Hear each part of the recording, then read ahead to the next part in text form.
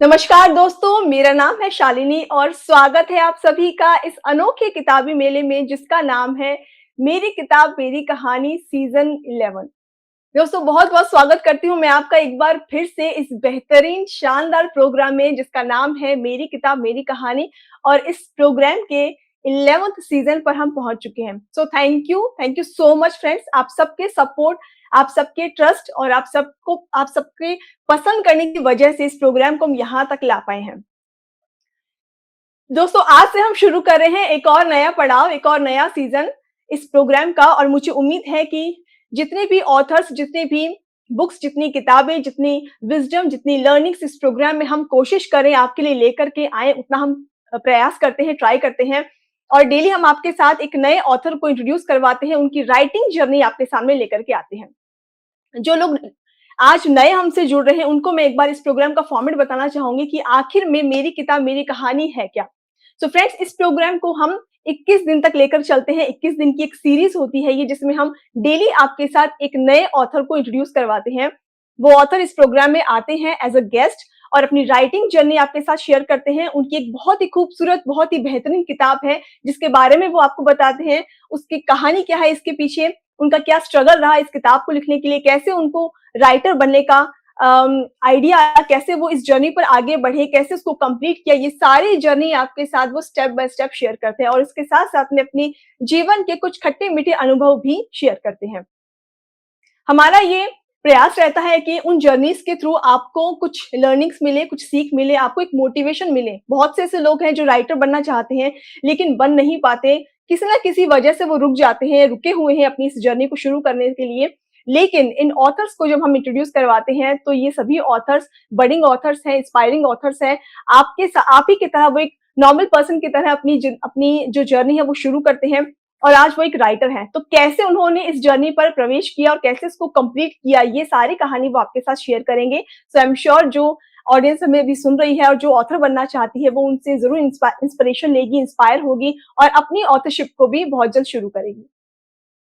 दोस्तों, सीज़न 10 तक का जो हमारा सफ़र रहा, इसमें हमें बहुत सारे अनुभव हुए, बहुत सारी हमें लर्निंग्स मिली, बहुत कुछ नया सीखा। हर रोज़ डेली आपके सामने एक नए ऑथर आते थे, एक नई कहानी आपके साथ शेयर करते थे। सो आई एम श्योर अलग-अलग लोगों के अलग-अलग पर्सपेक्टिव्स आपको देखने को मिले हैं, सुनने को मिले हैं। मैं आपके सामने ये गारंटी देती हूँ कि जो नया सीज़न आने वाला है, ये सिर्फ़ एक और नया सीज़न बिल्कुल नहीं है, कि केवल एक और नया नंबर ऐड नहीं हो रहा है इस प्रोग्राम के लिए। एक्चुअल में सीज़न 11 नई ज़िम्मेदारियाँ लेकर के आ रहा है। ये ज़िम्मेदारियाँ होंगी हमारे लिए, हमारे रीडर्स के प्रति, हमारी ऑडियंस के प्रति, हमारे ऑथर्स के प्रति। हम पूरी कोशिश करेंगे कि हम और ज़्यादा इम्प्रूवमेंट करें इस प्रोग्राम की डिलीवरी में, इस प्रोग्राम के थ्रू जो हम मैसेज आप तक कन्वे करना चाहते हैं, उसमें हम इम्प्रूवमेंट करें। सो मेरी आपसे रिक्वेस्ट है कि अगर आपके पास कोई सजेशन है या फिर आपकी कोई पॉइंट ऑफ व्यू है इस प्रोग्राम को लेकर के, हमारे ऑथर्स को लेकर के या फिर उनकी किताबों के टॉपिक्स को लेकर के, सो प्लीज़ कमेंट सेक्शन में हमारे साथ हर बार की तरह जुड़े रहिएगा और अपने कमेंट्स के थ्रू अपने विचार, अपने इमोशंस हम तक ज़रूर पहुँचाते रहिए। सो फ्रेंड्स, ये जो प्रोग्राम है, ये जो प्लेटफॉर्म है, ये ऑथरशिप के लिए है। ये ऑथर्स के लिए प्लेटफॉर्म है, उनकी राइटिंग जर्नी को आप तक ले आने का एक माध्यम है। हमारी कोशिश होती है कि जितने ऑथर से हम आपको इंट्रोड्यूस करवाएँगे, वो सीधे डायरेक्टली अपनी रीडर से, अपनी ऑडियंस से, उनसे वो मिले, उनसे कनेक्ट हो पाएँ और अपनी बात दिल खोलकर आप तक कह पाएँ। किताब को लिखना ईज़ी नहीं होता है। हम डेली बहुत सारे इवेंट्स में जाते हैं, हम डेली बहुत सारे ऑथर से मिलते हैं, मीटिंग्स करते हैं और उन सभी ऑथर से बातचीत करने के बाद और 10 सीज़न्स कंप्लीट करने के बाद मुझे एक चीज़ समझ में आई है कि ऑथर्स का एक पेन होता है और वो पेन पॉइंट ये है कि उनकी किताबें क्या बिल्कुल ठीक ऑडियंस तक पहुँच पा रही है, जिन ऑडियंस को वो टारगेट करना चाहते हैं, जो करेक्ट और राइट ऑडियंस है, क्या उन तक उनकी किताब पहुँच पा रही है? क्या उनकी किताब अपने रीडर्स तक पहुँच पा रही है? ये सवाल हमेशा ऑथर्स का रहता है। सो हमने ये कोशिश की है कि इस ऐसे प्लेटफ़ॉर्म को हम बनाएँ, ऐसे प्लेटफ़ॉर्म का निर्माण करें कि उनका ये पेन खत्म हो, ये पॉइंट हम सबके सामने रखें कि आपकी जो बुक है वो डायरेक्टली अपनी सही राइट ऑडियंस तक पहुँच पाए। सो इस प्लेटफ़ॉर्म के ज़रिए हमने ये कोशिश की है कि जितने भी ऑथर्स आपसे जुड़े, अपनी सही ऑडियंस को, अपने सही रीडर्स को वो पहचाने और उन तक वो किताब बहुत ईज़िली और आसानी से पहुँच पाए। और इसके साथ-साथ में उस किताब को लिखने के पीछे का जो पर्सन है, जो इंसान है, जिसके पीछे ये थॉट आया, जिसका ये आइडिया है, जिसने वो स्टोरी बनाई है, वो पर्सन कैसा है, वो इंसान कैसा है, उसके कैसे इमोशंस हैं, कैसी सोच है, उसकी जर्नी क्या है, वो वो उसके पीछे का जो इंसान है वो आपके सामने भी हम लेकर के आए। सो हमारी कोशिश ये रहती है कि ज़्यादा से ज़्यादा विज़डम, ज़्यादा से ज़्यादा लर्निंग्स और एक नई सीख, एक नई इंस्पिरेशन लेकर के आए हर एक एपिसोड इस प्रोग्राम का। सो बिना देरी किए हुए शुरू करते हैं। आज हम सीज़न 11 का एपिसोड 1 डे 1 आज हो गया है और आज भी हम आपको एक ऐसे ही बेहतरीन ऑथर से इंट्रोड्यूस करवाने वाले हैं। इससे पहले कि मैं प्रोग्राम को शुरू करूँ, मैं आपको बताना चाहती हूँ कि आज के जो हमारे इनॉग्रल ऑथर हैं, जो फर्स्ट डे के ऑथर हैं, ये ऑथर हमारे साथ हमारे लास्ट टू लास्ट सीज़न में भी हमसे जुड़ चुके हैं, जिनकी डेब्यू बुक को हमने इस प्रोग्राम में लॉन्च किया था, आपसे इंट्रोड्यूस करवाया था और आज दोबारा से उन्होंने अपनी सेकंड किताब लिखी है और उसके साथ वो इस प्लेटफ़ॉर्म पर आपसे जुड़े हैं। सो मैं पूरी टीम की तरफ से उनको थैंक यू बोलना चाहूँगी कि उन्होंने इस प्लेटफ़ॉर्म को चूज़ किया, अपनी किताब को लोगों के सामने लाने के लिए, साझा करने के लिए। सो इससे पहले कि हम प्रोग्राम को शुरू करें और ऑथर को मैं इनवाइट करूं, उनका एक क्विक इंट्रोडक्शन मैं आपके साथ शेयर करना चाहूंगी ताकि आप उनके साथ इजीली कनेक्ट कर पाएं। और इसके साथ साथ आज की जिस किताब के बारे में हम चर्चा करेंगे उसका भी एक छोटा सा इंट्रोडक्शन मैं आपको जरूर दूंगी। सो जो ऑथर आज हमसे जुड़ रहे हैं, आज के लेखक बहुत संवेदनशील है, जिन्होंने अपने जीवन के अनुभवों, अपने जीवन की गहराई और मानवीय भावनाओं को अपनी लेखनी का आधार बनाया है।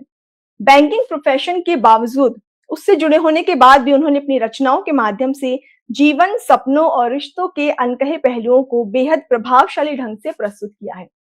अब मैं आपको बताना चाहूंगी कि आज की किताब कौन-सी होने वाली है। दोस्तों, आज की जो बुक है जिसके बारे में हम चर्चा करने वाले हैं, आज की बुक का टाइटल है बिटवीन विंग्स एंड वरीज। सिर्फ ये एक पिता और बेटे की कहानी नहीं है, बल्कि हर उस परिवार की कहानी है जहां सपनों और सिक्योरिटी के बीच संघर्ष होता है। ये किताब हमें सिखाती है कि सच्चा प्यार कभी-कभी पकड़ कर रखने में नहीं, बल्कि सही समय पर उड़ने की आजादी देने में होता है।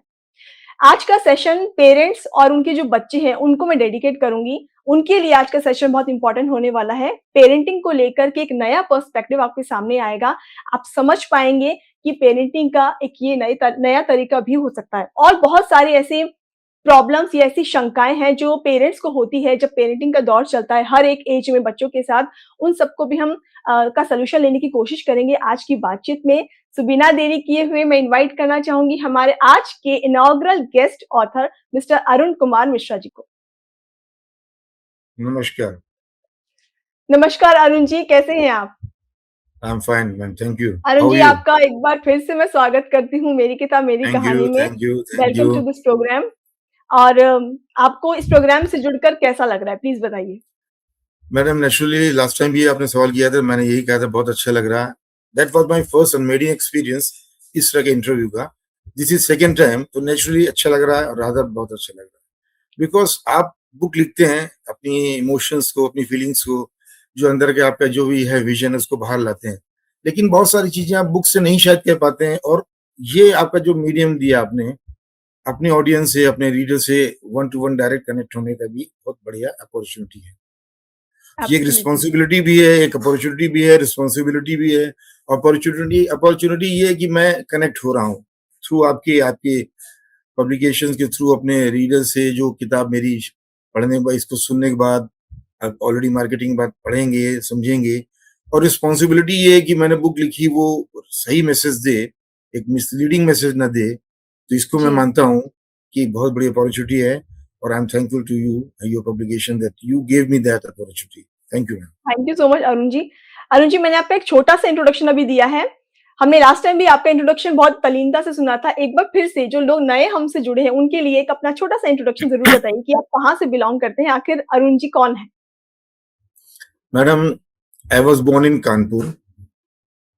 फिर फादर की पोस्टिंग से इधर उधर टहलते हुए मैं वापस लखनऊ में, फादर की डेथ हुई तो 1974 में भी came back to Kanpur. High school किया, इंटर किया, बीएससी किया, एमएससी किया, बैंकिंग नौकरी कर ली। Bank MSc I was in organic chemistry, MA pass out किया। बट इंडिया में होता है कि आप पढ़ते कुछ है, जॉब आपका प्रोफेशन डिफरेंट होता है। तो कुछ ऐसी फाइनेंशियल सिचुएशन ऐसी थी कि I needed a job. I got the job in Reserve Bank of India in 1981। Then I shifted to Allahabad Bank as officer. लेकिन लिखने का शौक था तो वो बचपन में था। बचपन में जैसे बच्चे जिंगल्स लिखते हैं, जैसे हम लोग छोटे थे, नंदन और चंपक आती थी, उसमें हम्म। जिंगल्स होती थी, रामू चला बाजार में लेने आलू कालू, ये सब लिखा करते, मैं भी लिखता था। छोटे छोटे आर्टिकल लिखने में शौक था, शॉर्ट स्टोरीज का शौक था। ये बना रहा, उसके बाद नौकरी में रहा। तो सब रहा। तो मैं बेसिकली लेखन का आज की डेट में मैं गाने भी लिख रहा हूँ, गाने खुद ही कंपोज कर रहा हूँ, खुद ही गा रहा हूँ। और एक मेरे फ्रेंड हैं, वो म्यूजिक डायरेक्टर हैं, उनके स्टूडियो में जाके वो म्यूजिक अरेंज करते हैं, मिक्स करते हैं, तो रिकॉर्ड करता हूँ गानों को, यूट्यूब में भी अपलोड कर रहा हूँ। So post retirement I am a busy man. Wife hmm. नहीं है, लेकिन मैंने इसकी कमी को अपनी लेखन से, अपने म्यूजिक के साथ फिल करने की कोशिश करी, और आप लोगों के सहयोग से आई एम हैप्पी। जी, जी। Arun ji, reading and writing 2 ऐसी हैबिट्स है जिसके बारे में जितनी बात की जाए उतनी कम है, और आज के टाइम में बच्चों में ये चीज़ इन हैबिट्स को अगर जल्दी इनकलकेट नहीं किया तो शायद ऐसा लगता है कि बहुत देर हो गई है, वो इनसे जुड़ नहीं पाते। आप हमारी ऑडियंस को, जिसमें अगर बच्चे सुन रहे हैं, आप उनको क्या मैसेज देना चाहेंगे कि रीडिंग एंड राइटिंग हैबिट्स को क्यों डेवलप करें अपनी लाइफ में? देखिए, रीडिंग राइटिंग आपकी लाइफ को बहुत कुछ हद तक बदलती है। लास्ट टाइम जब ध्यान होगा मेरा इंटरव्यू हो रहा था, मेरे एक दोस्त आया था, हुँ, जस्ट लाइक हुँ। माई सन अंकुर मिश्रा। तो उसने ये कहा था, आप जिंदगी में जितनी किताबें पढ़ लेते हैं, आप उतनी जिंदगियां जी लेते हैं। अगर आपने 10 किताबें पढ़ी तो आपने 10 जिंदगी जी ली। वो बात सही है। आप पढ़ते हैं तो आप जो दूसरा ऑथर उसके विजन से, उसकी सोच से, उसके एक्सपीरियंस का फायदा उठाते हैं। वो क्या कह रहा है, क्या जी, समझा रहा है, उसका अपना एक्सपीरियंस क्या है, उसकी विजन क्या है। जब आप खुद लिखते हैं तो आपके अंदर, आप अपने अंदर उतर के देखते हैं, अपनी अंदर की जो गहराइयों में जाके आपके ओपिनियन क्या है वो लोगों को देते हैं। तो पढ़ना लिखना, अगर पढ़ेंगे और लिखेंगे तो आप जिंदगी के अनुभव से ज्यादा, जो इतना 30 साल, 35, 40 साल, 50 साल जो आदमी रहता है, उससे ज्यादा आप पढ़कर लिख कर आप सीख सकते हैं, समझ सकते हैं, लोगों को समझा सकते हैं। तो मैं सभी से, यंगस्टर्स कहूंगा, बुक को पढ़िए। केवल ऑनलाइन पढ़ने की आवश्यकता नहीं है, ब्लैक एंड व्हाइट में पढ़िए। उसमें हुँ। आपकी आंखें भी ठीक रहेंगी, और ज्यादा आप इंटरेस्ट के साथ पढ़ सकते हैं, और ज्यादा जिंदगी को सुधार सकते हैं। क्योंकि writing, reading, both are good for personality development. This is my personal opinion, और I think I am right. बिल्कुल, बिल्कुल। अरुण जी, आज हम जिस बुक के बारे में बात करने वाले हैं, इस बुक की जर्नी कब शुरू हुई? कितने समय पहले शुरू हुई? और इस टॉपिक पर आपने किताब लिखने के बारे में क्यों सोचा? क्या रीज़न आया? मैडम, जो मैंने अभी आपने बताया था, मेरी जो पहली बुक आपके साथ हुई, that was not my first book. First book मेरी एक डिफरेंट पब्लिकेशन था, ब्लू रोज से हुई थी, आई विल ओवरकम, जो मैंने 22 में लिखी थी, और 22 दिसंबर में रिलीज हुई थी। सेकेंड बुक वॉज क्रॉसरोड्स, जो आपके थ्रू हुई थी। जब क्रॉसरोड लिख ली, जब फिनिश हो गई, दिन एक अंदर से ये था कुछ और लिखा जाए। I was in a dilemma, what to do, what to write. अचानक मुझे याद आया कि अपनी, बिकॉज कोई फिक्शन जिसे कहें, कोई फिक्शन प्योरली फिक्शन नहीं होता, कहीं ना कहीं से वो मतलब जो होता है उसको थ्रेड उससे मिलता है, रियल लाइफ से कहीं ना कहीं मिलता है। तो मुझे याद आया कि 2011 में मेरा बेटा जब इंजीनियरिंग में सिलेक्ट हुआ था, I was in Dehradun, he said, पापा मैं इंजीनियरिंग नहीं करूंगा, despite 1 year into coaching and got getting selected in one of the good universities in Dehradun, but he hmm, hmm. Refused. As a father मुझे परेशानी हुई कि क्या कह रहा है। तो मैंने सोचा क्यों नहीं, जो एक वो पेरेंटल ट्रॉमा था उसको थोड़ा फिक्शन के साथ जोड़ते हुए, इसको ड्रामेटाइज करते हुए, इमोशंस को लाते हुए और रियलिटी को पेश करते हुए एक मैसेज दिया जाए पेरेंट्स को और स्टूडेंट्स को कि अगर बच्चे में जेन्युइन पैशन है तो फादर का प्यार ऑब्स्टिकल एक नहीं बनना चाहिए। Love doesn't mean protection only, love also means letting go. तो इस चीज को मैंने कहा, ये एक बेस मैंने बनाया था, इस चीज को मैंने कहा इसको लिखा जाए, कैसे लिखा जाए। फिर आपके यहाँ डिस्कस किया क्या इसके ऊपर बुक बन सकती है, तो आप लोगों ने कहा यस, आप लिखिए, बनाइए, it we will help you out. तो मैंने इसको लिखना शुरू किया, आपके यहाँ सपोर्ट मिला। आज एक बिटवीन विंग्स, इसके लिए टाइटल सोचने के लिए मैं बहुत परेशान था कि टाइटल क्या रखा जाए। हुँ, तो मैं हुँ। सोचा कि ये पिता चिंताओं से परेशान है, बेटे अपने विंग्स को उड़ाना चाहता है। तो हमने कहा हुँ। इसका टाइटल इससे बढ़िया नहीं हो सकता, बिटवीन विंग्स एंड वरीज, बच्चे उड़ान और पिता की चिंता के बीच में की कहानी है। उसको मैंने लिखने की कोशिश करी है, और एक बड़ा अपने हिसाब से एक अच्छा एंड दिया है, मोटिवेशनल एंड दिया है, एक लेसन दिया है पेरेंट्स एंड बोथ किड्स को। तो बच्चे और पेरेंट्स ब्यूटीफुल। पढ़ेंगे। एक आधे मैंने स्कूल में, मैं क्राइस्ट डिग्री कॉलेज से पढ़ा हूँ, तो भी मैं 3-4 दिन पहले गया था, तो इंग्लिश डिपार्टमेंट में जाके अपनी तीनों बुक्स दी, पर्टिकुलरली ये वाली बुक दी। हमने कहा ये अगर हो सके तो अपने कुछ बच्चों से कहिएगा इसको पढ़ें, देखिए, समझिए। तो they have kept it. Mister Abhimanyu Pandey was the assistant professor English, he has kept the books for a library. Okay, ma'am. All right so Arun ji, I am sure बहुत आपने अपनी लाइफ से इंस्पिरेशन ली है और फिर इस किताब को लिखा है, बहुत सारे अपने खुद के अपने पर्सनल अनुभव भी इसमें डाले हैं। कोई ऐसा पर्सन जिन्होंने आपको गाइड किया हो या आपकी हेल्प की हो थ्रू आउट इस जर्नी में, किसी को आप श्रेय देना चाहेंगे जिन्होंने आपकी हेल्प की है इस जर्नी के दौरान? देखिए, इनिशियल क्रेडिट मैं अपनी सारी बुक्स में जो मैं एक्नॉलेजमेंट देता हूँ तो एक अंकुर मिश्रा जरूर डालता हूँ, because that was a boy. उसमें वो मैं जब 2016 में कानपुर आया after my transfer to from Gujarat, he has written a book, short stories का कलेक्शन था उसका। वो मुझसे जस्ट लाइक माय सन, तो मैंने कहा he can write, why can't I, जब मैं भी लिखता हूँ मैं क्यों नहीं लिख सकता, मैं भी लिखूं। लेकिन वो इंस्पिरेशन आगे नहीं निकली। उसकी सेकंड बुक आई तब भी नहीं हुई। उसके बाद उसने थर्ड बुक लिखना शुरू किया, लेकिन उसके बाद मेरी वाइफ की डेथ हुई। Then this boy forced me, sir आप अच्छा लिखते हैं, लिखिए। Then I came into serious writing. Then मैंने वो आई विल ओवरकम समडे, मैंने अपनी लाइफ स्टोरी लिखी, उसको मोटिवेशनल एंड दिया कि मेरी तरह से जो लोग जिंदगी जी रहे हैं वाइफ के जाने के बाद या अपने हस्बैंड के जाने के बाद, they can carry on in life, life doesn't stop after going somebody close to you. So उसको लिखा। सेकेंड, फिर उसके बाद जब एक बार वो एक नशा सा आ गया लिखने का, then I wrote cross roots. फिर मैं आपके पब्लिकेशन से जुड़ा, आपके पब्लिकेशन से मुझे काफी हेल्प मिली। वो सपोर्ट शायद पहले पब्लिकेशन से नहीं मिली थी जो आपके यहाँ से मिली, तो मैंने वो लिखना शुरू किया। तो जब थर्ड बुक लिखी तो ये इस बुक में भी आपके यहाँ सपोर्ट मिला। और इधर इसी दौरान मिस्टर विभू जेटली जो मेरे नेक्स्ट डोर नेबर हैं, इज अ मैकेनिकल इंजीनियर, वो ने यूके से पढ़ाई करके इंडिया आए और right now he is writing a book on world peace. उसमें करीब 1,20,000 वर्ड्स को कंप्लीट कर चुके हैं। Okay. He is, I think जब मैं उससे डिस्कस करता हूँ तो he has got with thorough knowledge about geopolitics. मुझे देख के लगता है he is also just like my son, इतनी नॉलेज उसको है बच्चे को। तो is the second inspiration for me कि आज के बच्चे यंग स्टेज में जब हम लोग नहीं सोचते थे, they are writing books and very knowledgeable books. So Ankur Mishra then Vibhu Jaitley, they are two persons I am inspired. Alright. तो दोस्तों, अब समय आ गया है कि हम अंकुर जी के किताब के साथी से, अरुण जी के किताब के साथी से बातचीत करें। सो मैं इनवाइट करना चाहूंगी इनके फ्रेंड को, विभू जी को इनवाइट करना चाहूंगी। नमस्ते, नमस्कार। नमस्कार विभू जी, कैसे हैं आप? बस मैं अच्छा हूँ। विभू जी, आपका बहुत बहुत स्वागत है हमारे प्रोग्राम में। Thank you so much.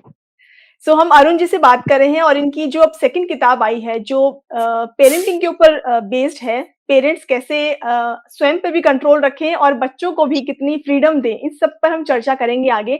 आपसे पहले मैं जानना चाहूंगी कि अरुण सर की राइटिंग जर्नी को लेकर आप क्या सोचते हैं, आपके क्या व्यूज हैं? मैं बहुत इंस्पायर होता हूँ सर से। Actually I am also an aspiring author और maybe I have got too much on my plate. तो सर ने 3 प्रोजेक्ट कंप्लीट कर लिए, मैं एक भी नहीं कर पा रहा हूँ। तो I take so much inspiration from him कि मुझे भी जल्दी से जल्द कंप्लीट करना चाहिए। बस यही है कि आई मीन मेरी थॉट प्रोसेस थोड़ी ज्यादा है, I have got too much on my plate और it's not a non fiction work, तो इट्स टेकिंग टाइम। बट मतलब he is an excellent author और इनसे इनकी तीनों बुक से बहुत इंस्पिरेशन ली है मैंने।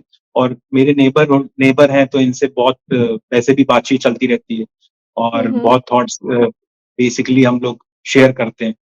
तो he was saying like I am an inspiration from, I would like to disagree. मैं इस बात पे he is very, I mean I am very inspired from him.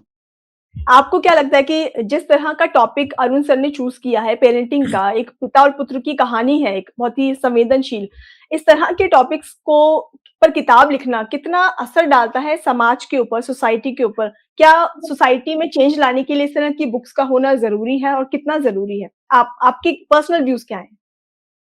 हाँ, as far as I can see, आज का जो time चल रहा है थोड़ा अनकन्वेंशनल मीन्स की तरफ जा रहे हैं। सब पूरी humanity, almost all humanity is going to the unconventional means. So जो टॉपिक है वो एकदम एप्ट है, I would say for this time, for इस समय के दौरान, इस समय के लिए बिल्कुल एप्ट टॉपिक है। I mean the kid is wanting unconventional means of future and the father is worrying because उनका ट्रेडिशन और कन्वेंशन आगे आ रहा है।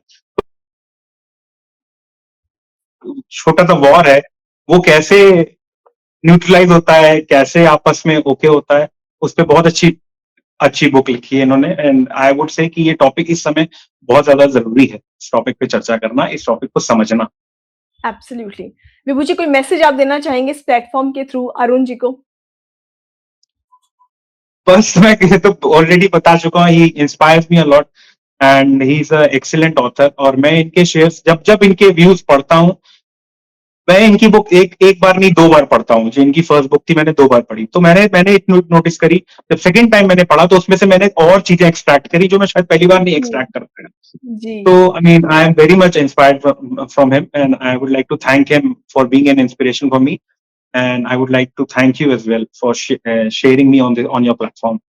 Thank you so much, Vibhu ji. Thank you so much for your time and all the best for your future. Thank you. Thank you. Thank you. Thank you, thank you, thank you.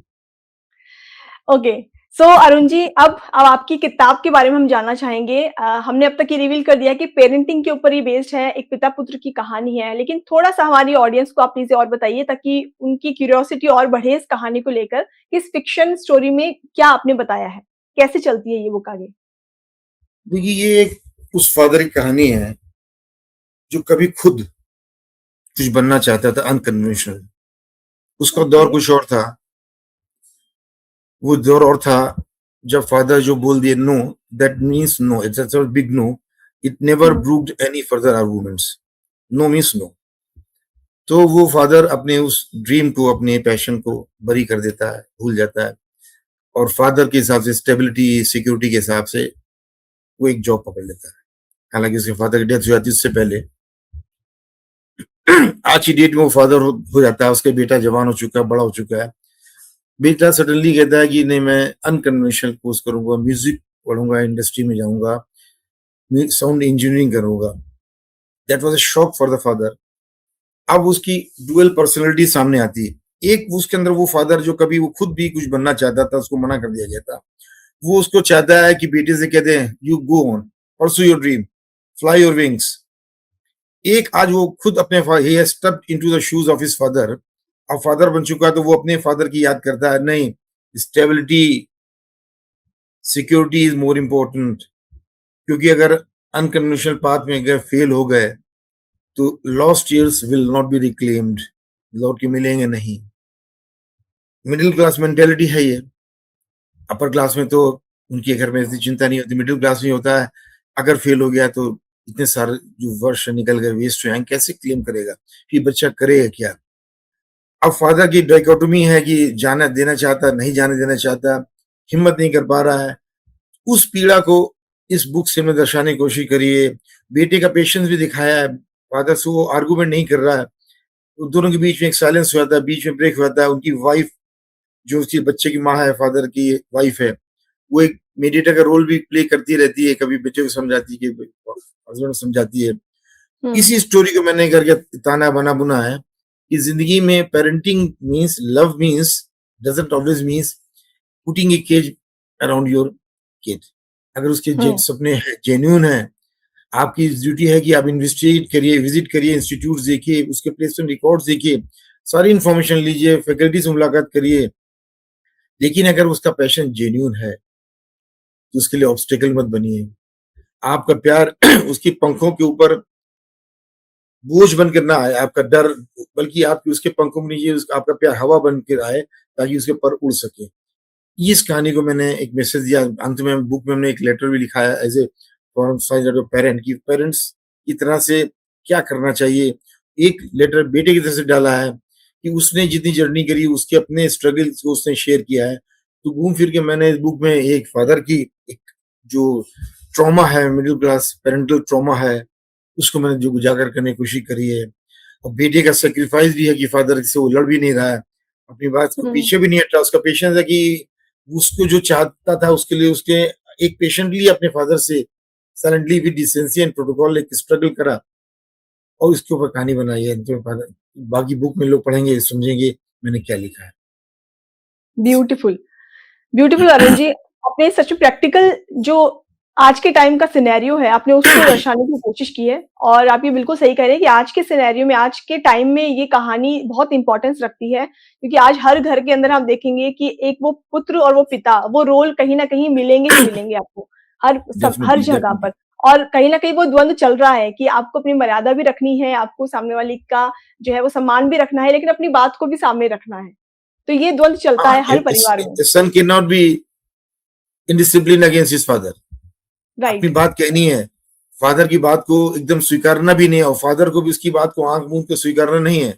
एक बीच में हुँ, dialogue होगा, बातचीत होगा, समझना होगा। Parents की जिम्मेदारी, अगर बच्चे के जेन्युइन है पैशन, ये नहीं कि बच्चे के, देखिए पैशन और हॉबी में बड़ा फर्क होता है। Hobby is only for pleasure, but passion hmm, seeks mastery. अगर आप लगता है राइट। बच्चा मास्टरी जानना चाहता है, हॉबी नहीं है कि फॉर द सेक ऑफ 1 घंटे म्यूजिक सुना, गिटार बजाया, एनीथिंग, कीबोर्ड बजाया, हो गया music. But if is continuously doing into और आगे इवॉल्व कर रहा है, then is passion is genuine. इसको फादर को समझना होगा और बच्चे को भी अपने समझाना होगा। एब्सोल्युटली।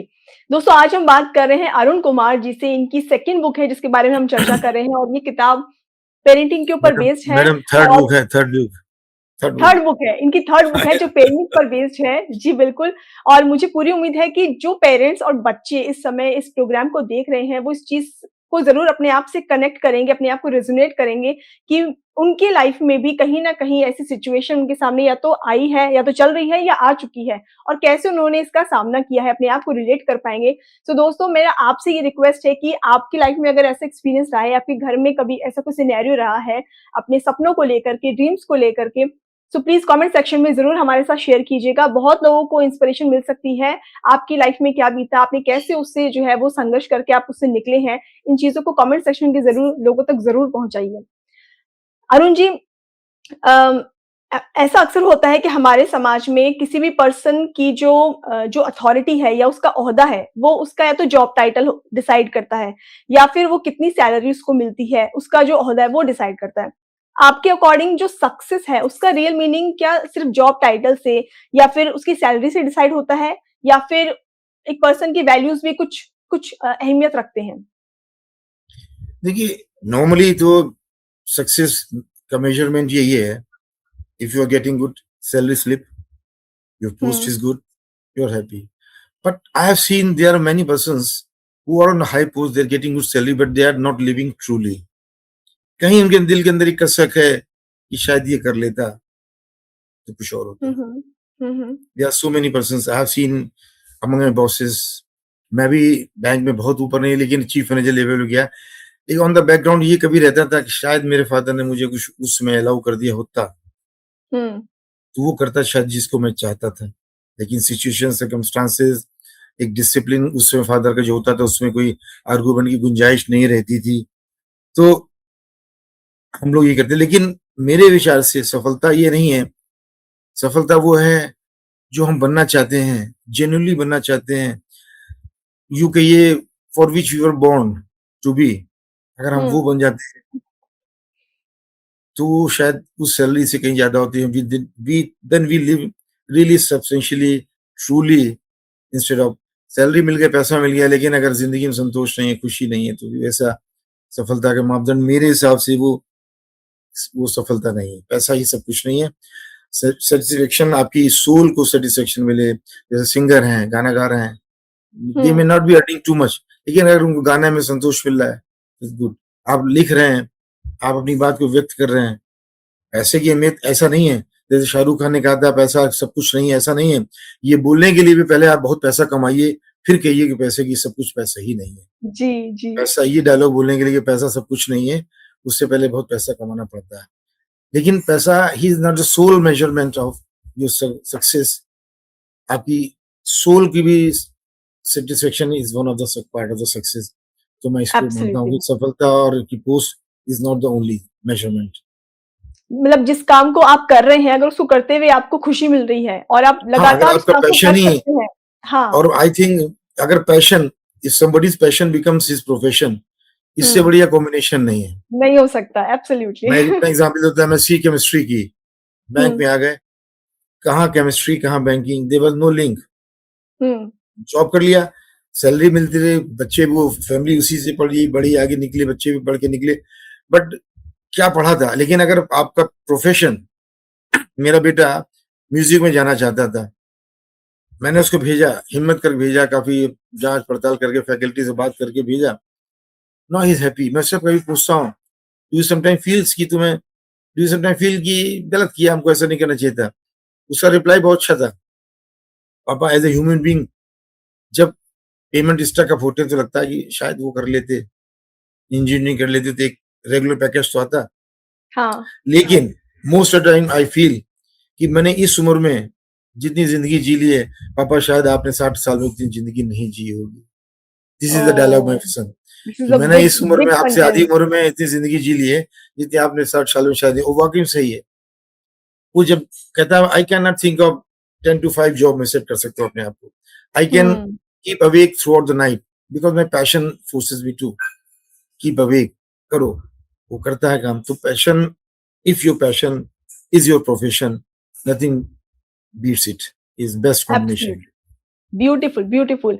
और आई एम श्योर आप अभी अब खुश हैं उस डिसीजन से कि आपने अपने बेटे को वो पंख दे दिए जिससे वो उड़ रहा है और आज खुश है। Absolutely, absolutely. जी, अरुण जी। ओके, सो अरुण जी, सबसे बड़ी बात ये आती है, आपकी बुक में भी एक सवाल है कि जब पेरेंट डिसीजन लेता है अपने बच्चों के लिए, क्योंकि उसे लगता है कि उसके लिए उसके बच्चे हमेशा छोटे होंगे, तो वो सोचेगा कि डिसीजन जो मैं ले रहा हूँ वो उससे बेटर ही लूँगा। ये जो डिसीजन होते हैं बच्चों के कि करियर को लेकर के स्पेशली जो इस कहानी के अंदर है, क्या वो डिसीजन उसके फ्यूचर को ध्यान में रखते हुए लेता है पेरेंट, या फिर उसके मन में कोई एक अंदर छिपा हुआ डर होता है? क्या रीज़न है? देखिए, इसके पीछे रीज़न क्या यस, है? It's a good question ma'am. Her parent चाहता है कि उसका बच्चा सेफ सिक्योर जॉब में जाए। एक नॉर्मल फीलिंग है कि passion, your hobby doesn't pay bills. Hmm, आपके बिल आपके हॉबी नहीं पे करते, आपका प्रोफेशन पे करता है। और हुँ, प्रोफेशन में जो एक वही है कि हमारी, मैं मिडिल क्लास फैमिली को बिलोंग करता हूँ, तो मिडिल क्लास माइंडसेट से मैंने भी किताब लिखी है कि ये फीलिंग होती है बच्चा एक सेफ जॉब करे। आज की डेट में लोग मानते हैं गवर्नमेंट जॉब मिल जाए, भले कुछ सैलरी कम हो, सेफ है, रिस्क नहीं इन्वॉल्व है। तो माँ बाप भी चाहते हैं, इसके पीछे एक डर निश्चित रूप छुपा हुआ है कि बच्चे की नौकरी सुरक्षित हो जाए। अनकन्वेंशनल फील्ड भेजेंगे तो वो फेल हो गया तो क्या होगा, कैसे उसके हुँ, समय जितना वेस्ट हो जाएगा उसका क्या करेंगे, फिर दोबारा लौट के आएगा तो उसको वो जॉब की एज भी निकल चुकी होगी। तो है तो, लेकिन हमको अब ये देखना है कि हम अपने बच्चों को विरासत में देना क्या चाहते हैं, एक डर, ये उड़ने का साहस। अगर हम डर ही देंगे बच्चों को तो जिंदगी में बच्चे डरते रहेंगे, जॉब कर लेंगे, वो उनके बच्चे होंगे वो भी उनको डर के हुए एक्सेप्ट कर लेंगे। तो कोई आज जितने बड़े लोग इस बन हैं जिंदगी में, उनको कभी ना कभी उन्होंने उड़ान भरी होगी, तो रिस्क लेके भरी होगी। उनके अगर जी, पेरेंट्स ने डर के मारे उनके करियर को सेट कर दिया होता, नहीं you will do this that, तो वो शायद एक स्टीरियोटाइप पोजीशन में बने रहते। तो फादर के अंदर, एक पेरेंट के अंदर डर तो होता है, लेकिन ये ध्यान रखना है वो डर ओवर प्रोटेक्शन में ना चला जाए। हुँ, उनका फियर उनके ट्रस्ट से ऊपर ना हो जाए। The fear should not be louder than their faith.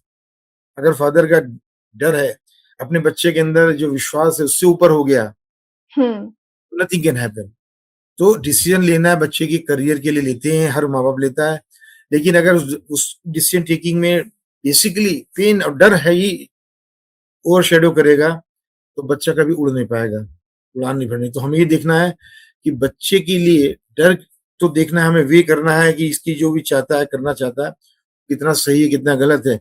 लेकिन डर is not the sole criteria for selecting a career for parents kids. This is my personal opinion. Absolutely, आप बिल्कुल ठीक कह रहे हैं। साहस का होना ज़्यादा ज़रूरी है बजाए इसके कि हम डर उस बच्चे के अंदर लेकर के आएँ, क्योंकि अगर आज के अगर क्योंकि जो बच्चे हैं वो पेरेंट्स को देखते हैं, और अगर वो ही डर-डर के डिसीजन ले रहे हैं, उनको फेथ नहीं है अपने बच्चों की पोटेंशियल पे या उनके डिसीजन पे, तो शायद आगे जाकर के बच्चे खुद अपना डिसीजन नहीं ले पाएँगे। अपनी फैमिली को, अपनी लाइफ को आगे नहीं बढ़ा पाएँगे। बिल्कुल, बिल्कुल। आप एग्ज़ाम्पल देखिए, Amitabh Bachchan was an employee in Calcutta. कहीं न कहीं रिस्क लिया उसने ज़िंदगी में। अगर उसके हुँ, फादर हरिवंश राय बच्चन ने डर के मारे उसको जाने ना देते, कि करियर यहीं ठीक है, कलकत्ता में वो जो जॉब करते थे, करते रहते, तो शायद आज हमें अमिताभ बच्चन नहीं मिलता। हुँ, हुँ। वो रिस्क लिया, पेरेंट्स ने ट्रस्ट किया, उसके अंदर जेन्युइन पैशन था अपने प्रोफ़ेशन में आए हुए हैं, और लॉन्गेस्ट समय से 60s से लेके आज 2026 है, films are being written just for him. तो ये है कि डर हुँ, अपनी जगह है, करियर अपनी जगह है, लेकिन हमें विरासत में डर नहीं देना है। बच्चों को एक करेज देना है कि तुम उड़ो, हम तुम्हारे पीछे खड़े हैं, if in case you fall I am there to catch you. और आई थिंक इस पूरे प्रोसेस के अंदर सबसे ज़्यादा ज़रूरी फैक्टर जो है वो ये है कि एक पिता और पुत्र के बीच जो बॉन्डिंग होनी चाहिए, वो इतनी ज़्यादा स्ट्रॉन्ग होनी चाहिए कि ताकि वो दोनों एक-दूसरे पर ट्रस्ट कर सकें, एक-दूसरे पर भरोसा यस, करके डिसीज़न ले सकें। तो वो बिल्कुल बॉन्डिंग होना बॉन्डिंग ज़रूरी है। बॉन्डिंग के लिए जरूरी कि एक दूसरे में बीच में डायलॉग्स होते रहे, संवाद होते रहे, बातचीत होती रहे, एब्सोल्युटली एनी डाउट हाँ, शुड बी क्लियर्ड। बच्चे के अंदर राइट। क्लियर हो तो वो कर ले, पापा को भी क्लियर हो तो वही बच्चे से हुँ। बात कर ले और एक फाइनल डिसीजन ले। कंसेंसस से लिया हुआ decision is always good. Absolutely. Arun ji, आपने भी बताया कि कहानी के अंदर पिता-पुत्र के बीच जो द्वंद चलता है बातचीत का, लेकिन इसमें जो मदर होती है, उनका रोल ये रहता है कि कभी वो पिता को समझा रही हैं, कभी वो पुत्र को समझा रही हैं। उनका एक मिडल, एक ब्रिज वाला रोल होता है। तो मैं आपसे जानना चाहूँगी कि मदर का रोल आई थिंक उतना इक्वली इम्पोर्टेंट है, जितना उन दोनों अदर पिलर्स का भी है, जो दोनों को जॉइंट करने का काम कर रही हैं। तो आपकी कहानी में वो मदर है, वो कैसा इम्पोर्टेंट रोल प्ले कर रही हैं? आप बताइए प्लीज़। मदर का रोल यू कैन से कि जस्ट लाइक क्रिकेट फील्ड में एम्पायर का रोल होता है। हाँ। जब कभी टसल होती है तो वो एक बीच में एक रोल प्ले करती है, उस चीज को रोक देना। जैसे फादर बहुत शाउट करने लगा तो उन्होंने बेटे को इशारा किया, अब तुम मूव कर जाओ उस जगह से। अच्छा, बेटा ओके। कभी मतलब हल्का सा उसको इरिटेशन हो रही तो उन्होंने हस्बैंड को टोक दिया। उसने हमारी किताब ने ये लिखा भी है कि मदर कहती है कि ये मदर का एक प्रिविलेज है कि वो फैमिली को लेके चलती, और जो फादर और सन होते हैं वो अपनी अपनी आइडेंटिटी पे लड़ते हैं।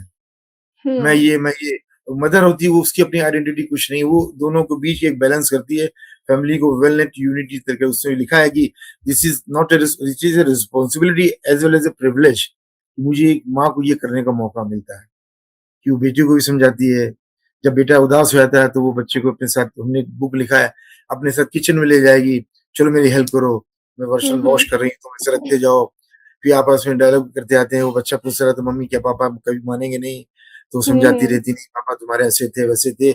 वो एक डिसीजन ले लेते हैं, आसानी उठते नहीं, लेकिन वो भी एक पीड़ा से जी रहे हैं, तो वो he will come out and help you.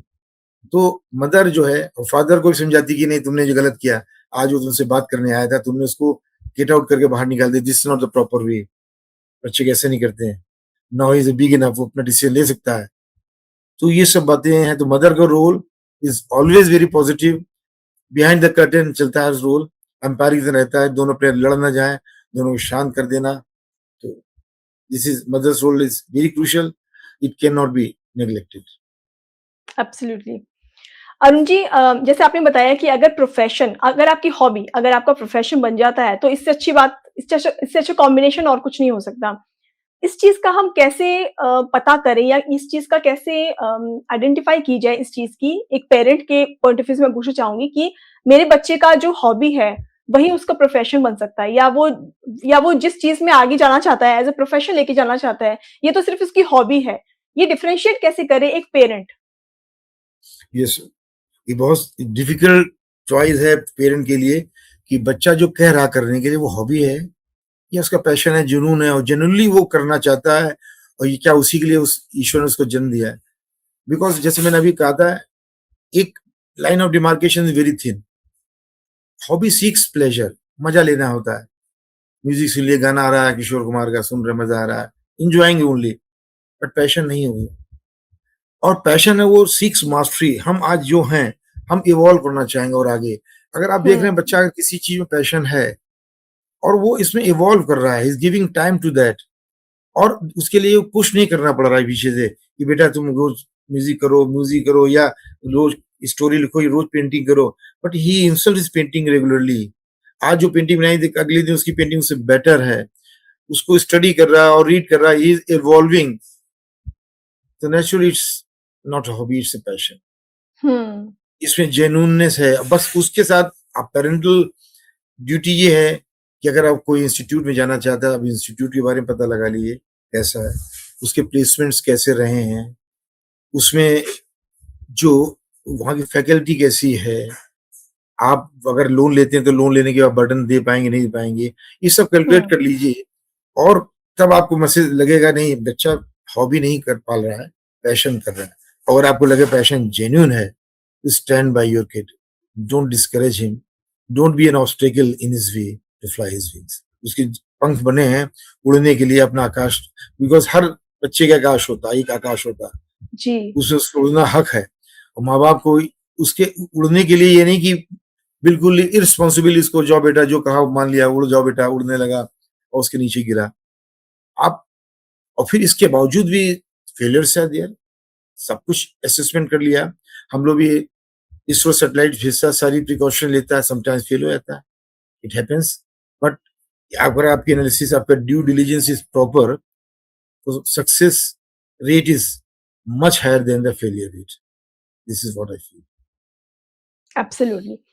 दोस्तों, आपसे भी मैं जानना चाहूँगी आपके व्यूज़ क्या हैं कि कैसे एक पेरेंट अपने बच्चों के जो हॉबीज़ हैं या जिन चीज़ों को करना उन्हें अच्छा लगता है, क्या उसको वो प्रोफ़ेशन में बदल सकते हैं? अगर वो आपके घर में भी बच्चे हैं और वो चाहते हैं कि वो किसी अनकन्वेंशनल किसी करियर को चूज़ करना चाहते हैं, तो आप क्या उसको सपोर्ट करेंगे? या फिर आप कैसे आइडेंटिफ़ाई करेंगे, कैसे जज करेंगे इस चीज़ को कि उसको सपोर्ट करना चाहिए, कितना करना चाहिए, किस सीमा तक करना चाहिए? अगर आपके लाइफ में ऐसा कोई एक्सपीरियंस आया है तो प्लीज़ कमेंट करके हमें ज़रूर बताइएगा और इस टॉपिक पर आप क्या पॉइंट ऑफ व्यू रखते हैं, वो भी प्लीज़ कमेंट में हमारे साथ ज़रूर शेयर कीजिएगा। अरुण जी, जो कहानी के अंदर पिता हैं राहुल, जिनका नाम राहुल है, राहुल ने जब एंड में अपने पुत्र की बात मान ली, अपने बेटे की बात मान ली और वो उसको अनुमति दे देते हैं पंख फैलाने की, तो उस कहानी में ऐसा दिख रहा है कि जब उसने जब अपने बेटे को अनुमति दे दी है अपने ड्रीम को जीने के लिए, तो उसके बाद एक तरह से ना सिर्फ वो बच्चा उस बंधन से निकल गया, बल्कि उनकी खुद की जो लाइफ है, वो खुद भी मानसिक रूप से जो बंधक हो रखे थे, इतने समय से चिंता में थे, वो खुद भी बहुत रिलीफ फील करते हैं, बहुत रिलैक्स फील करते हैं। सो आपको क्या लगता है कि अ, बच्चों के साथ-साथ जो ज़िंदगी होती है, पेरेंट भी दोबारा से उनको मौका मिलता है जीने का बच्चों की ज़िंदगी के साथ आगे? देखिए, बिल्कुल आपकी बात सही है। जब बच्चा, एक माँ-बाप बच्चे को अगर उसके पैशन के लिए उड़ने की अनुमति देते हैं, तो माँ-बाप के अंदर भी एक ट्रांसफॉर्मेशन आता है। हुँ, ऐसा कोई भी नहीं, चाहे आप हों, चाहे मैं हूँ, कहीं न कोई एक डिज़ायर आपकी छुपी रह गई हो, जो पूरी ना कर पाई हो।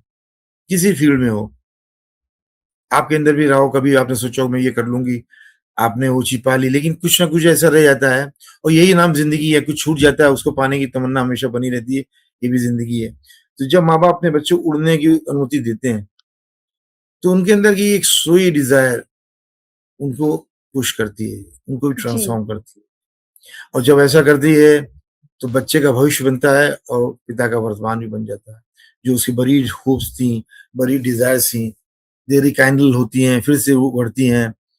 तो बच्चे को आपने लेट गो करना दिया, तो it is almost certain your latent desires which have been kept buried for years together, they will flare up again and you will get transformed. चाहे माँ हो बाप, वो भी ट्रांसफॉर्म होता है और दैट इज फॉर पॉजिटिविटी। और stagnation is always not good. Father भी अगर कुछ था, कुछ नया है जो अपनी डिजायर को फिर से पा लेता है, तो बुरा नहीं। मैं अपनी एग्जांपल देता हूँ, मुझे गाने का शौक था, वैसे ही गाता था। मैं लिखने लगा तो गाने भी लगा, मैं आज गाने खुद लिरिक्स लिखता हूँ, खुद ही उसकी धुन बनाता हूँ। कोई I don't know how to play any instrument, बस ऐसे हुँ, ऐसे हुँ। बजा के कर से धुन बना लेता हूँ। मैंने तो I have written 5-6 songs, 3 professional singer से मैंने गवाए हैं, जो 3 गाने खुद, 4 गाने गाए जो यूट्यूब में डाल दिए मैंने। तो ये भी बच्चे को उड़ान देने की वजह से मेरे भी ट्रांसफॉर्मेशन ही तो हुआ। जी, बच्चा कर जी, सकता है तो हम तो ठीक है, इट्स नेवर टू लेट। कहते हैं ना कि कहीं मैं पढ़ रहा था, age is just age is just number. Right, Of course, if you are not, you don't happen to be a bottle of wine. Wine की बॉटल की एज होती है 12 साल, 15 साल, 20 साल। हम लोग की एज नहीं होती। If you are transforming, evolving, हम यंग हैं। तो बच्चे की पैशन को उड़ने देने के साथ साथ पेरेंट भी ट्रांसफॉर्म होते हैं, इसे मैं मानता हूँ। मैं खुद अपना पर्सनल एब्सोल्युटली, एक्सपीरियंस में। बिल्कुल ठीक कह रहे हैं आप। परिवार के अंदर जब सभी मिलकर के किसी एक डायरेक्शन में जाते हैं या डिसीजन लेकर के उस पे सहमत होते हैं, तो वो जो काम आगे हम करते हैं मिल करके, वो काम चाहे कितना भी हार्ड हो, कठिन हो, लेकिन वो सक्सेसफुल होता है क्योंकि सब जनों की एनर्जी मिली हुई होती है और सब खुश होते हैं उस चीज़ से। तो दैट इज़ मोर इम्पोर्टेंट कि आप हैप्पी रहें उस डिसीजन को लेने के बाद। Right, right. अगर आपने डिसीजन लिया है, दिल से लिया है, और in almost all certainty you will get success. आपका वार्ड जो बच्चा है वो सक्सेसफुल होगा। इससे बड़ा प्लेजर ही नहीं होता। आपको ये लगता है कि हमने अगर रोक लिया होता, मैंने बुक में कई बार कहा है कि वो बुक में डायलॉग हैं, हम्म फादर कहता है कि आई वांट टू से yes go, but if he fails, वो हम्म बच्चा 5 से 20 साल बाद मुझसे कहेगा, पापा आपने why did you allow me to go, why didn't you hmm hold me back. Hmm तो माँ कहती है ठीक है, वो ये कह सकता है, लेकिन वो दूसरा इसका पहलू सोचो, अगर 20 साल बाद उसने कहा कि मुझे जाने क्यों नहीं दिया था, मुझे जाने देते। हाँ हाँ दोनों पहलू हैं। तो माँ कहती है कि now you have to decide which regret you want to live with. उसको भेजकर, ब्यूटीफुल वो कहना, या ना भेजकर वो बच्चा पलट के कहेगा, पापा आपने मुझे क्यों रोक लिया था, क्यों नहीं जाने दिया था। तो ये हम्म बड़ा पेन है कि जाने नहीं दिया। और बेटा भी कहता है कि पापा कहते हैं अगर नहीं हुए, तो बेटा कहता है कि अगर नहीं हुए तो मुझे लगेगा कि मैंने ट्राई किया। माँ भी कहती है हम्म ये लगेगा ही हैज लर्न समथिंग। तो घूम फिर के यही है कि genuine passion should always supported. Fathers के जो प्यार है वो, ये मैंने फिर पहले कहा, पंखों के नीचे की हवा होनी चाहिए उड़ने की मदद करने के लिए, ना कि चिंताएं उसके परों को बोझ बन के बैठ जाए, बच्चा दबा बैठा रह जाए, उड़ ना पाए। एक पहलू अरुण जी इसमें ये भी आता है कि समझ लीजिए घर परिवार के सभी लोग रेडी हैं उस पैशन के लिए, उस डिसीजन के लिए, लेकिन एक इम्पोर्टेंट फैक्टर होता है समाज, सोसाइटी, बड़ों के मतलब पेरेंट के दिमाग में बैक साइड में हमेशा ये चलता रहता है कि समाज क्या कहेगा, सोसाइटी में लोग क्या सोचेंगे, वहां अगर कुछ गड़बड़ हो गई तो उन लोगों से सुनना पड़ेगा। तो इस ये फैक्टर कितना इम्पोर्टेंट रोल प्ले करता है डिसीजन मेकिंग में बच्चे के करियर के लिए? ये जो आपने बात की, इसमें मुझे एक छोटा सा एक जोक टाइप याद आता है। एक अच्छा। आदमी कह रहा था कि जिंदगी भर यही सुनते रहे कि 4 लोग क्या कहेंगे, 4 लोग क्या कहेंगे। अंत में समझ में आया 4 लोग जो कंधे पे ले गए, ये वही 4 लोग थे जो कंधे पे लेके चले गए हमको। ओके। तो डोंट थिंक अबाउट 4 लोग क्या कहेंगे। आप सोचिए आपकी इनर वॉइस क्या कहती है। ठीक है, समाज को इग्नोर नहीं कर सकते, because we live in society. We are gregarious animal. हम सोसाइटी में मिल के रहते हैं। तो आउटराइटली सोसाइटी की नहीं करेंगे। हाँ, ऐसा कोई काम भी नहीं करेंगे, इनर वॉइस हमारी गलत काम के लिए बोल रही है, ये करना, हमारी इनर वॉइस कह रही है कि हम गैम्बलिंग करेंगे। This is not justified profession. हम गैम्बलिंग गैम्बलिंग करके कमाएंगे, नंबर 2 का काम करेंगे, उससे करेंगे। अगर हमारी inner voice something positive, something positive और कंस्ट्रक्टिव कर रही है, तो उसमें हमें अपनी सुननी है। फादर मदर को भी समझना है कि इनर वॉइस इसकी क्या कह रही है।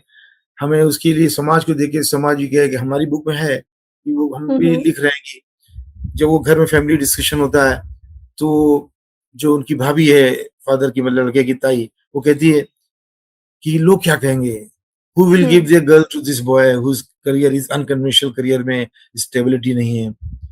तो वही फादर यही कहता है, this is a question of society, this is a question of family, this is a question of the my son's life, he is meant hmm for this and he will do that. तो this is more society important. को, that is more important, society को लेके चलना है। अगर हमारी advice is correct, हम जो सोच रहे हैं सही है और जेन्युइनली सही है, फादर भी अपनी जितनी उसको सिक्स सेंस है, अपनी नॉलेज है, उस पूरी ड्यू डिलिजेंस करता है, इन्वेस्टिगेट करता है, सब करता है, उससे लगता है सही है। तो सोसाइटी के लिए कि सोसाइटी क्या कहेगी, सोसाइटी में 4 लोग तो बाद में उठाने आएंगे ही हमें, तो जो कहते रहेंगे अच्छा आदमी तो चला गया, कुछ कहेंगे बहुत बुरा था, मर गया, ठीक हुआ, अच्छा चला गया। So don't worry about the 4 person, society क्या कहेगी। In listen your inner voice. Inner voice जो सही चीज कह रही है, इनर वॉइस भी कभी गलत बोलती है, समटाइम्स हमारी हम्म इनर वॉइस गलत करने के लिए कहती है, that has not got to be supported. Support inner voice जो पॉजिटिव है, कंस्ट्रक्टिव, उसको करना है, जो गलत है उसको नहीं। यहाँ पर डिसीजन बच्चे का और पेरेंट्स का दोनों कंबाइंड है, समझना है क्या करना, क्या society is not a sole criteria कि हम उसको देख के डिसीजन ले लेंगे कि स्टेबिलिटी ले लो, एक गवर्नमेंट जॉब पकड़ लिया, बट ठीक है, सेफ है। नो, हमारी इनर वॉइस कह रही कि हमें पेंटर बनना है, हम पेंटर बनेंगे, उसी से कोशिश करें। Right right. सोसाइटी भी एक्चुअल में हम लोगों से मिलके बनती है, तो अगर ऐसा डिसीजन कोई अलग यूनिक डिसीजन कोई लेता है तो सोसाइटी में चेंज ही आएगा, वो अच्छे के लिए ही चेंज आएगा। तो धीरे धीरे ऐसे ही बदलाव सोसाइटी में भी आता है। राइट। जी। सो अरुण जी, अब समय आ गया है कि हम आपसे कुछ ऐसे क्वेश्चंस पूछें जो आपकी बुक से हट करके आपकी लाइफ से रिलेटेड हो। तो अब समय आ गया है कि मैं आपसे कुछ क्विक क्वेश्चंस करने वाली हूँ और आपको उसका क्विक आंसर देना है। तो आप तैयार हैं इसके लिए? हम्म, सो मेरा पहला सवाल है आपसे, जिसमें आपको 1 वर्ड में आंसर देना है। My first hmm. Question is, आपका सच्चा मित्र कौन है? सच्चा मित्र वही जो stand by you always and speaks truth in front of you. तो ओके। आपके साथ खड़ा रहे, सही सही जो बोले। आपकी राइटिंग जर्नी का सबसे डिफिकल्ट पार्ट क्या था? Writing, turning my emotions into words after loss of my wife. मैंने ओके। जो पीड़ा थी उसको मैं शब्दों पे रोया, that was the toughest part. जी। आपकी राइटिंग के थ्रू एक मैसेज जो आप समाज को देना चाहते हैं? समाज को हम यही मैसेज देना चाहते हैं कि खूब पढ़िए, अच्छा किताब पढ़िए, दूसरों को जो विजन को समझिए और पढ़ के अंदर अंदर सर्च करिए कि आप क्या है। Searching yourself is also one of the part of reading, और this is okay. My message. आखिरी सवाल, आपका ड्रीम प्रोजेक्ट क्या है? ड्रीम प्रोजेक्ट है कि कुछ ऐसा लिखूं जब मैं चला जाऊं तो मेरे बच्चे भी कहें ये मेरे पापा क्या क्रिएशन है, चाहे वो गाने हों, चाहे कुछ। और मैं एक और लिखने सोच रहा हूँ अपनी लाइफ, अपने कोई एक्सपीरियंस से, फ्रॉम लोनलीनेस टू सॉलिट्यूड, अकेलेपन से आत्म खोज की ओर। इंग्लिश में ही रहेगी, ओके। Loneliness to solitude. उसमें टाइटल मैं सोच रहा हूँ कि टाइटल मैंने सोचा है the quiet within. Okay, beautiful. बहुत अच्छा टॉपिक है। तो मैं आपकी पर्सनल नेक्स्ट बुक सोच का रहा हूँ। टाइटल है, इट मीन्स आपने प्लान कर लिया हाँ, है नेक्स्ट टाइटल बुक मैंने का अभी टाइटल? सुना द क्वाइट विद इन की। एक आदमी, जैसे बहुत लोग कहते हैं कि लोनलीनेस, हमसे कभी कुछ लोग कहते हैं लोनलीनेस, आप अकेली जिंदगी मजा लेते हो। हमने loneliness is something which is thrust upon you, आपके ऊपर थोपी जाती है। मैंने लोनलीनेस हुँ। मांगी नहीं थी, मेरी वाइफ चली गई, मैंने नहीं मांगा था वाइफ चली जाए। ऐसी हुँ। लोनलीनेस कोई नहीं चाहिए, लोनलीनेस है। और सॉलिट्यूड वो होती है जब वी डिमांड कि हम फैमिली साथ रहते हैं, कुछ दिन हम अकेला रहना चाहते हैं, that is solitude. I want to talk to myself, अपने आप से बात करेंगे, अपने आप को समझेंगे, दैट इज सॉलिट्यूड। तो मैं वही दिखाना चाहता हूँ कि मैं लोनलीनेस में था, अब सॉलिट्यूड की तरफ बढ़ गया हूँ। आई ट्रांसेंडेड टुवर्ड्स सॉलिट्यूड। उसको मैं अब अपने आप को खोज लिया है कि जिंदगी सबके साथ नहीं, अकेले भी चल सकती है। इसको लेके मैं किताब बना। मतलब लाइफ की कमांड आप अपने हाथ में ले ली है आपने अब। मैंने महसूस किया कि मैं 5 साल, I never lived alone, I was very homesick. कभी ट्रांसफर होता तो मैं बहुत कांपता था, कैसे जाऊंगा। आज मैं 5 साल से अकेले रह रहा हूँ। I live alone. मैं बीच बीच में मुंबई बच्चों का चला जाता हूँ, but otherwise I am alone, nobody is around. Made आती, खाना बनाती, चली जाती, बस दिस इज व्हाट। मैं ऑफिस चला जाता हूँ, after retirement I am doing audit, तो जाता हूँ। बाकी लिखना, पढ़ना, गाना गाना, ओकेजनल टीवी देखना, लोगों से हुँ, मिलना, हुँ। सोशलाइज करना, दिस इज माय जॉब। जी, जी अरुण जी। सो अरुण जी ये राउंड यहीं पर फिनिश होता है। नाउ आई एम श्योर हमारी जितनी भी ऑडियंस हमसे अब तक जुड़ी हुई है, आपसे कनेक्ट हो चुकी होगी। सो एनी कॉन्टैक्ट डिटेल जो आप हमारे साथ शेयर करना चाहते हैं उनके लिए?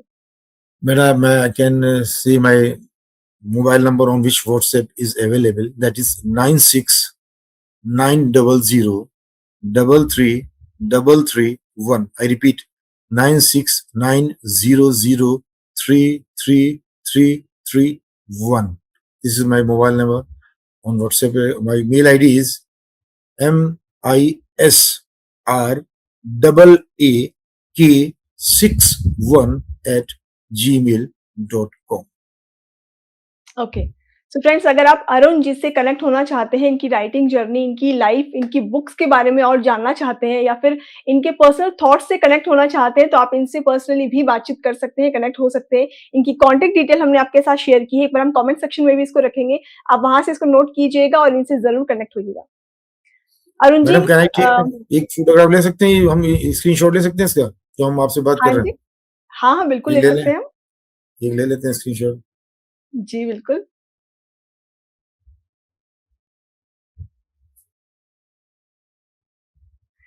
Thank you. जी, okay. So Arun ji any discount आप देना चाहेंगे अपनी बुक पर हमारी ऑडियंस के लिए? डिस्काउंट मेरा बच्चे लोग को इसको कस के पढ़े हैं, यही डिस्काउंट, और वॉट एवर डिस्काउंट मैं अपनी तरफ डिस्काउंट क्या दूं किसी को, मैंने अमेजोन के प्रोवाइड। बट ये कहूँ लोग मैक्सिमम पढ़े, मैक्सिमम इससे फायदा उठा सके। और अगर उनका बच्चा भी ऐसी कुछ अनकन्वेंशनल, बिकॉज अनकन्वेंशनल करियर कुछ नहीं होता, जो आज कन्वेंशनल है कभी अनकन्वेंशनल रहा होगा। क्रिकेट का एग्जाम्पल जी। लीजिए, आज क्रिकेट कन्वेंशनल करियर हो गया है, लोग उसमें घुस रहे हैं हुँ। जानबूझ के कि करियर है। 4-5 decades back it was a unconventional. Gavaskar हो, कपिल हो, सब लोग क्रिकेट के साथ जॉब भी करते थे। आज सारे क्रिकेटर्स फुल टाइम क्रिकेटर, तो वो अनकन्वेंशनल अब कन्वेंशनल हो गया है। सो जी। Don't think about unconventional, conventional, whatever is unconventional will become convention in days to come. अपने बच्चे के साथ Absolutely. खड़े रहिए, बस अपना डर को अपनी विश्वास से ज्यादा मत बड़ा बनाइए। बच्चे की उड़ान पर उड़ने के लिए बने, वो थाम के बैठने के लिए नहीं बने। Support your kid after thorough investigation, thorough due diligence. This is what my message is. जी, अरुण जी, हमने बात की पेरेंटिंग को लेकर के और आपने जिस तरह से बहुत सरल शब्दों में बहुत गहरे भावों को बताया, मैं खुद भी रिलेट कर पा रही हूँ कि अपने बच्चों को लेकर के हम कितना इनसिक्योर होते हैं, उनकी सिक्योरिटी को लेके 24 घंटे दिमाग में वो बैक साइड में वो चीज़ चलती रहती है कि अब आगे क्या करना है, कैसे इन चीज़ों को आगे लेके जाना है।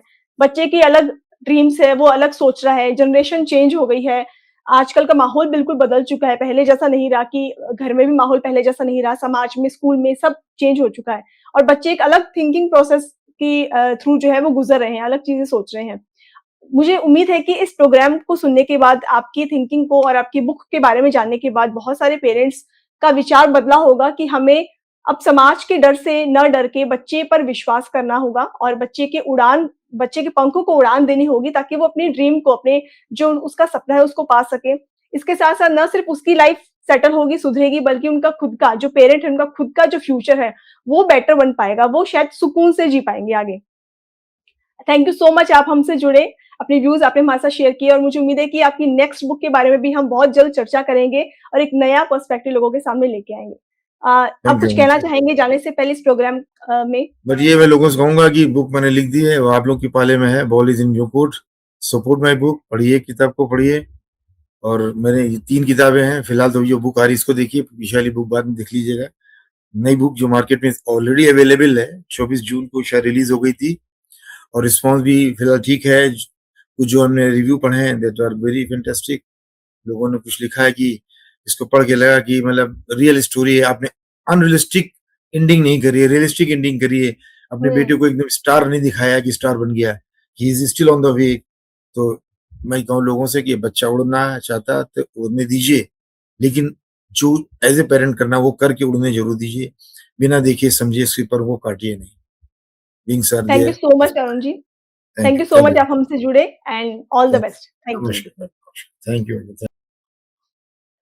सो दोस्तों, ये था हमारा आज का सेशन, डे 1 कंप्लीट हो चुका है, सीजन 11 शुरू हो गया हमारा और आज हमने एक एपिसोड कंप्लीट कर लिया है और कितनी इमोशंस, कितनी भावनाएं और रियलिस्टिक बातों के बारे में हमने बातचीत की, हमने कितना कुछ नया सीखा, पेरेंटिंग को लेकर एक नया पर्सपेक्टिव हमारे सामने आया और आई एम श्योर जो पेरेंट्स अभी इस प्रोग्राम को देख रहे हैं या जो बच्चे इस प्रोग्राम को देख रहे हैं, आप सब कनेक्ट कर पा रहे होंगे अपने आप को कि ऐसी सिचुएशंस, ऐसी परिस्थितियां आपके भी घर में होती होंगी, आपके भी दिमाग में इस तरह के थॉट्स आते होंगे, तो खुल करके बात कहिए। अगर आप करियर कुछ अपनाना चाहते हैं तो बच्चों को अपने पेरेंट्स से, अपने पिता से खुल करके बात वो जाहिर करनी होगी, तभी वो आपके इमोशंस को समझ पाएंगे।